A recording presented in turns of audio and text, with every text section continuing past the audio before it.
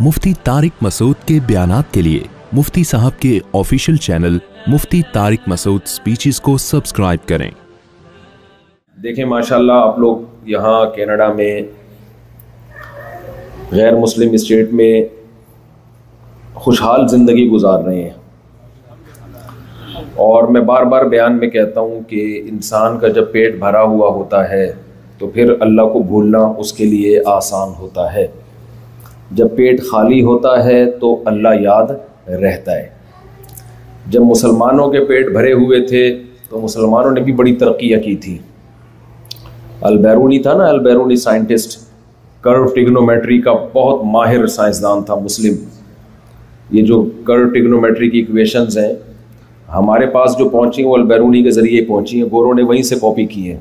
अब उससे पहले बाज़ लोग कहते हैं कोई और साइंटिस्ट था जिसकी इजाज़त है। बहरहाल अल-बैरूनी का इस पे बहुत ज़्यादा काम था, कर्व ट्रिग्नोमेट्री पे। तो वो सारी अरबी से ही इंग्लिश में ट्रांसलेशन हुई है, उसमें कोई नया काम नहीं हुआ है। तो वो साइंटिस्ट जो था ना, वो उसने कैसे सितारों सैयारों पे बड़ी मेहनत की थी। उसने 12 साल अपने घर की छत पे चढ़ा रहा था, वो दूरबीन लेके बस वो कैलकुलेशन ही करता रहता था, चांद सूरज सितारे। 12 साल का मतलब खाने पीने के लिए आता होगा, वॉशरूम जाने के लिए आता होगा, शादी करने के लिए भी आया होगा नीचे। तो 12 कप जी हाँ हो 4 दफा नीचे आया होगा जी। तो लेकिन 12 साल ज्यादा टाइम उसने कहा जाता है छत पे गुजारा है। तो जाहिर है ये गुर्बत में नहीं हो सकता, ये काम गुर्बत में नहीं हो सकता। जब अल-बैरूनी का पेट भरा हुआ होगा, बाकी सारे मसाइल पूरे होंगे, तो उसने सारा फोकस किसको किया?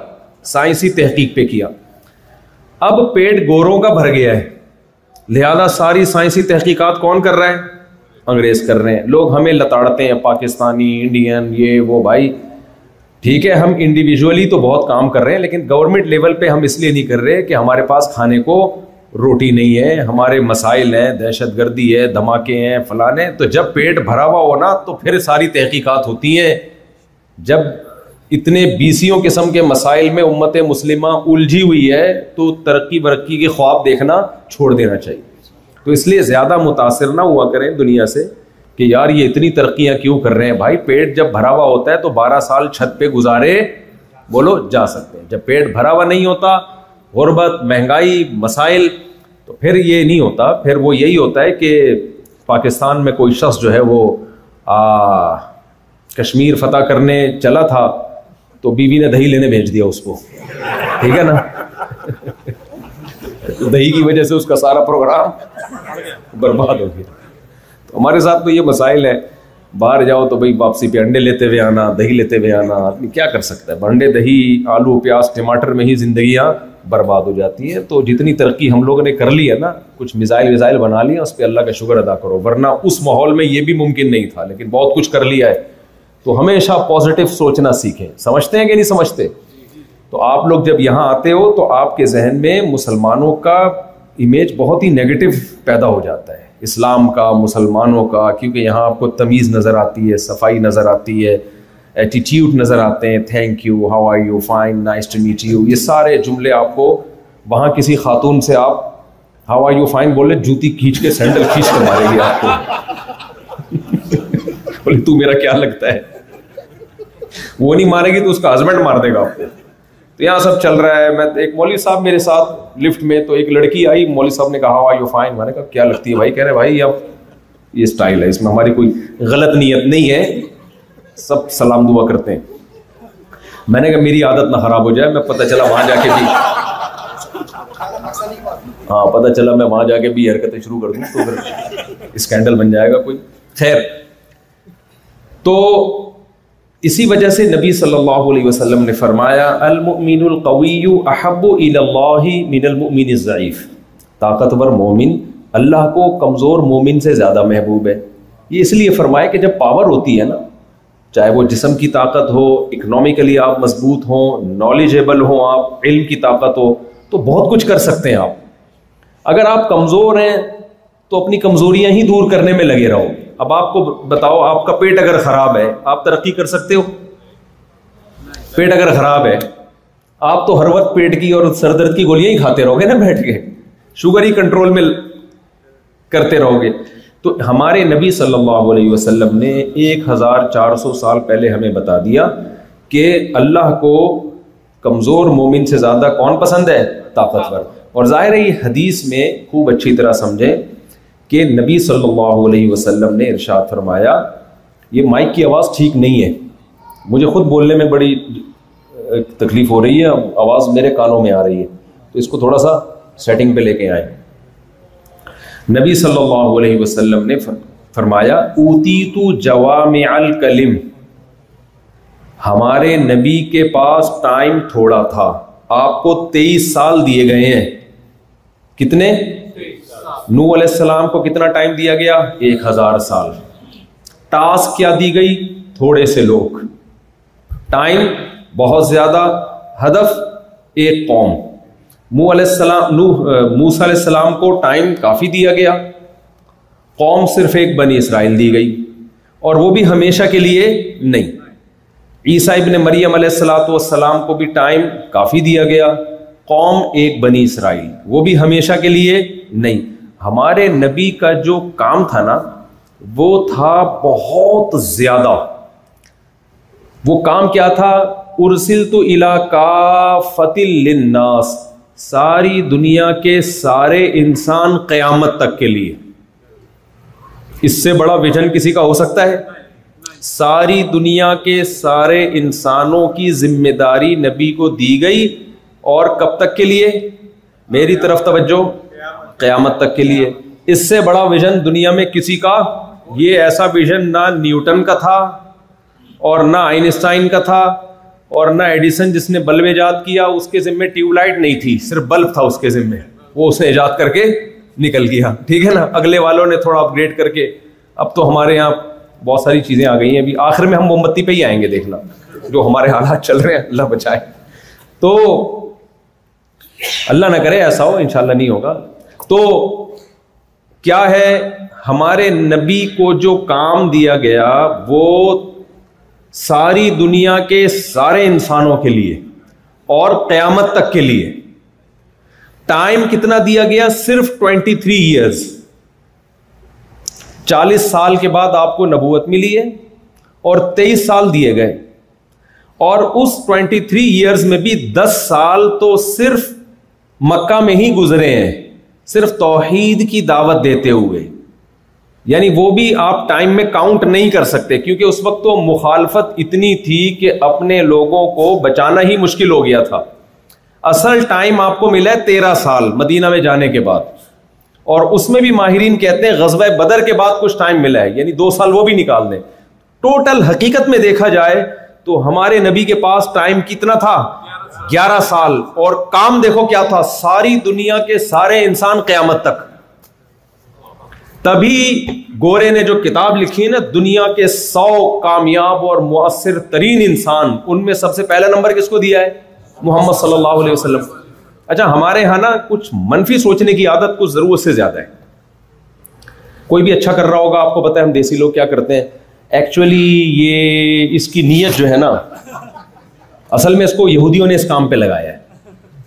ابے بھائی وہ شادیاں کر رہے ہیں, اس کو یہودی کہاں سے اس کام پہ لگا سکتا ہے؟ ایک مثال دے رہا ہوں میں. کیا خیال ہے؟ کوئی بھی اچھا کام کرے گا نا, ایکچولی اس کو یہودیوں نے لگایا اس کام پہ, ایکچولی اسلام دشمنوں نے لگایا, تاکہ اس کا جب امیج مسلمانوں میں بحال ہو تو اس سے بم دھماکہ کروائیں گے. یہ تو ہم لوگ بہت نیگیٹو سوچتے ہیں. جب اس گورے نے کتاب لکھی, وہ بالکل نیوٹرل ہو کے لکھی ہے, 100 کامیاب ترین انسان جن کا دنیا پہ سب سے زیادہ اثر پڑا ہے, وہ بالکل نیوٹرل ہو کے اس نے سب سے پہلے نمبر پہ کس کو لکھا؟ محمد صلی اللہ علیہ وسلم. دیکھیں یورپ میں ایک دور ایسا آیا ہے, یورپ میں ایک زمانہ ایسا آیا ہے کہ وہ بہت زیادہ پروپیگنڈا کرتے تھے اسلام کے خلاف, بہت زیادہ. آپ ان کی ہسٹری اٹھا کے دیکھو, کیونکہ اسلام پھیلتا چلا جائے, دلائل کی طاقت میں بھی, تلوار کی طاقت بھی, ہر طرح سے عسکری میدان میں فتوحات ہی فتوحات. تو جو عیسائیت میں جو مضبوط لوگ تھے ان کو اندازہ ہو گیا کہ ہم عیسائیت سے ہاتھ دھو بیٹھیں گے, تو انہوں نے اسلام کے خلاف بے تحاشا پروپیگنڈا کیا ہے, بے تحاشا. نبی صلی اللہ علیہ وسلم کا مذاق اڑایا کہ آپ نے اس عمر میں ایک کم 9 عمر سے نکاح کیا, حالانکہ یہ مذاق نہیں بنتا, یہ آپ کے نبی ہونے کی دلیل ہے کہ ایج ڈفرنس اتنا زیادہ, اس کے باوجود بھی ایک کامیاب زندگی گزار کے دکھا دی. مجھے ایک بات بتاؤ, آج کوئی 50 سال کا آدمی ایک نو عمر لڑکی سے نکاح کرتا ہے, کیا وہ کامیابی سے چلا سکتا ہے اس نکاح کو؟ نہیں چلا سکتا. بھائی یہ تو آپ کے بہت ہی کامل ہونے کی دلیل ہے کہ ان کے مینٹل لیول پہ آ کے آپ کا بیہیویئر اپنی زوجہ کے ساتھ ہوا ہے. اس اسٹیج پہ جانے کے بعد انسان اپنے مرتبے سے نیچے نہیں آتا. اچھا غیر یہ ٹاپک نہیں ہے لیکن بیچ میں بات آ گئی ہے تو میں اس کو کمپلیٹ کر لوں, کیونکہ بہت زیادہ یہ لوگ اعتراض کرتے ہیں نا, اتنی عمر میں 9 عمر سے نکاح کیا. اللہ نے اپنے نبی صلی اللہ علیہ وسلم سے ہر طرح کے اعتراضات کی نفی کر دی ہے, کوئی انگلی نہیں اٹھا سکتا. نبی صلی اللہ علیہ وسلم نے سیدہ عائشہ سے نکاح کیا جب ان کی عمر 9 سال. 9 سال میں بالغ ہو جاتی ہے لڑکی, میڈیکلی یہ بات ثابت ہے, مشاہدے پر مبنی ایک حقیقت ہے. حضرت عائشہ فرماتی ہے میں بالغ ہو چکی تھی. پھر حضرت عائشہ رضی اللہ تعالی عنہ سے جب نکاح ہوا آپ کا, ہم کہتے ہیں اس وقت 9 عمر تھی, ہمیشہ 9 عمر تو نہیں رہی نا, بعد میں کہہ دیتی کہ بھائی میرا نکاح غلط ہوا ہے. لیکن سیدہ عائشہ رضی اللہ تعالی عنہ ساری زندگی اس نکاح پہ فخر کرتی رہی.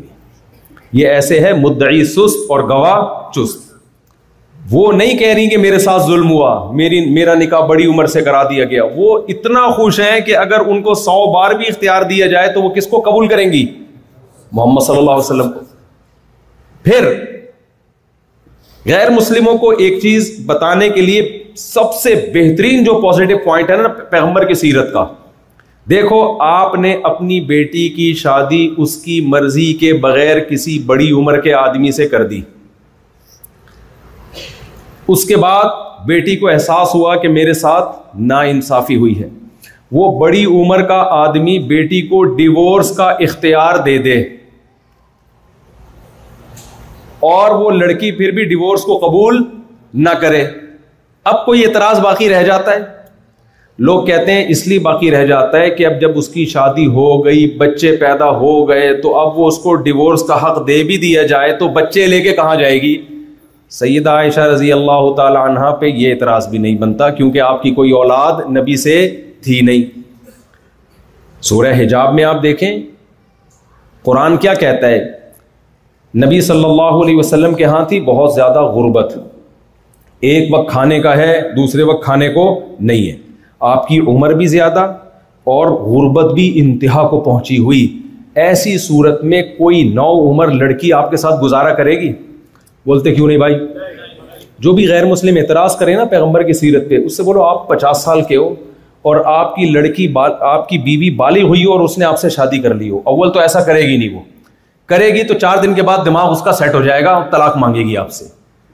اور اگر چل بھی لے گی آپ کے ساتھ تو بے تحاشا دولت ہوگی تو چلے گی, ادروائز بہت زیادہ ہم نے دیکھا ہے بڑے بڑے, میں تو نکاح خوان بھی ہوں نا, نکاح پڑھا دیتا ہوں میں, بے شمار ہم نے کنٹینروں کے کنٹینر بھر بھر کے شادیاں کروائی ہیں لوگوں کے. یعنی اگر میں دولہا ہوں اور دلہن ہے نا پورے کنٹینر بھر سکتے ہیں, اتنی میں نے نکاح پڑھا دی ہیں. اور میرے نکاح ایسے ہول سیل پہ 4 5 نکاح ایک ساتھ چل رہے ہوتے ہیں. کبھی آپ خوشبو لگا کے انڈا موڑ آئیں تو آپ منظر دیکھیں, 4 دولہے ایک ٹائم پہ نمٹا رہا ہوتا ہوں میں. اسلام میں نکاح بہت آسان رکھا ہے نا. تو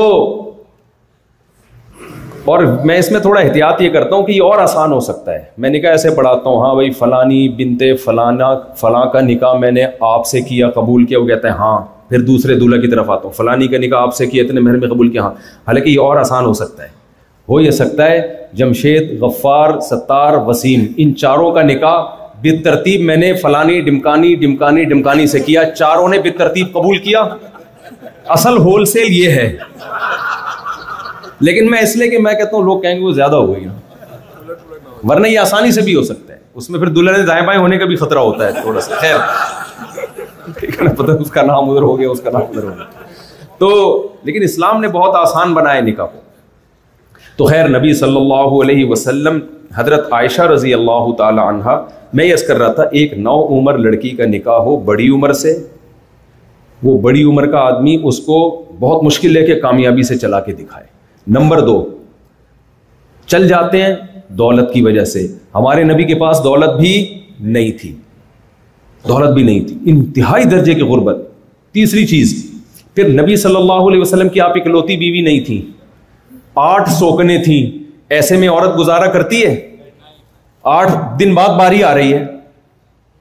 یعنی دنیاوی لحاظ سے کسی شوہر میں جو عیب سمجھے جاتے، دنیاوی لحاظ سے، حقیقت میں نہیں، شادی کی ناکامی کے لیے بھائی میاں بیوی کے رشتے کیوں ٹوٹتے ہیں؟ میاں کی عمر زیادہ ہے، بچی بالکل ینگ ہے، یا اس بیس پہ ٹوٹ جاتے ہیں میاں کی جیب، 5 بچوں کے بعد عورتیں طلاق مانگ رہی ہوتی ہیں میاں سے کیونکہ اس کی جیب خالی ہو چکی ہے. پینٹ میں ہاتھ ڈال کے دیکھا دلہن نے، دیکھا کچھ بھی نہیں ہے، تو بھائی یہ تو 3 پینٹیں چیک کر چکی ہوں، اب تک اس میں کچھ بھی نہیں نکلا، کوئی تیل کے کنویں گیس کے ذخائر دریافت نہیں ہوئے، چلو جی کھلا لو. یہ چل رہا ہوتا ہے مارکیٹ میں، دن رات ہم دیکھ رہے ہیں. تو نکاح ٹوٹنے کی ایک وجہ ایج ڈفرنس، نکاح کے ناکام ہونے کی دوسری وجہ غربت، نکاح کے ناکام ہونے کی تیسری وجہ بھائی بہت ساری بیویاں ہیں، 2-3 نہیں 8. ٹھیک ہے اس وقت نہیں تھی جب حضرت عائشہ کا نکاح ہوا، بعد میں تو تھی نا. 8 دن بعد آپ کا نمبر آ رہا ہے. اتنی ساری وجوہات. اور نکاح ٹوٹنے کی ایک وجہ بعض دفعہ یہ بھی ہوتی ہے کہ شوہر بیوی کو طلاق کا حق دے دیتا ہے کہ بیگم تم نے نہیں رہنا تو تمہیں اجازت ہے کہ تم اپنے اوپر طلاق واقع کر لو. شوہر اگر بیوی کو حق دے دے تو اس کے پاس بھی یہ رائٹ آ جاتا ہے. اگر زبان سے کہہ دینا کہ میں نے تمہیں بھی ڈیورس کا حق دیا ہے کہ تم مجھے طلاق دے دو، نہیں ہوتا. اسلام میں عورت شوہر کو طلاق نہیں دیتی، عورت اپنے اوپر طلاق واقع کرتی ہے اگر شوہر اس کو پرمیشن دے دے. تو یہ ساری وجوہات. اب ہوا کیا ہے، یعنی دنیا کے لحاظ سے جو چیزیں عیب سمجھی جاتی ہیں، رشتہ ٹوٹنے میں ذریعہ سمجھی جاتی ہیں، وہ ساری وجوہات وہاں پائی جا رہی ہیں. اس کے باوجود اس سے زیادہ کامیاب شادی دنیا میں بولو ہوئی نہیں. غربت کی وجہ سے ہوا کیا، امہات المومنین نے نبی صلی اللہ علیہ وسلم سے پیسے مانگنا شروع کر دیے، نان نفقہ مانگنا شروع کر دیا. بھائی ایک دن 40 دن گھر میں چولہا ہی نہیں جل رہا، تو یہ تو نیچرل ہے، تکلیف ہوگی. نبی صلی اللہ علیہ وسلم چاہتے تھے اپنے لیے غربت کو اختیار کریں. اس میں کیا حکمتیں ہیں، اس پر میرے الگ بیانات ہیں. اسلام میں دولت رکھنا صرف جائز ہی نہیں ہے بلکہ قابل ترغیب عمل ہے، لیکن اللہ نے اپنے نبی کے لیے اس کو پسند نہیں کیا. اس میں بہت ساری حکمتیں. کل کوئی غیر مسلم انگلی نہ اٹھائے نا کہ انہوں نے دولت کے لیے یہ سب کچھ کیا ہے. تو دولت بری چیز ہوتی تو سلیمان علیہ السلام کو بھی اللہ نہ رکھنے دیتا، حضرت عثمان کو بھی نہ رکھنے دیتا، ابو بکر کو بھی نہ رکھنے دیتا. بہت سارے بڑے ارب پتی مالدار صحابہ تھے. تو اللہ نے اپنے نبی کے لیے اور نبی نے بھی اپنے لیے کس کو پسند کیا؟ غربت کو. تو نبی اس لائف اسٹائل کو ترک نہیں کرنا چاہتے تھے، فاقوں والی لائف اسٹائل. جب ازواج مطہرات نے مطالبہ کیا بھائی گھر میں نان نفقہ راشن نہیں ہے، چولہا نہیں جلتا 40 دن، تو نبی صلی اللہ علیہ وسلم نے اللہ کے حکم پہ اپنی بیویوں کو بلایا.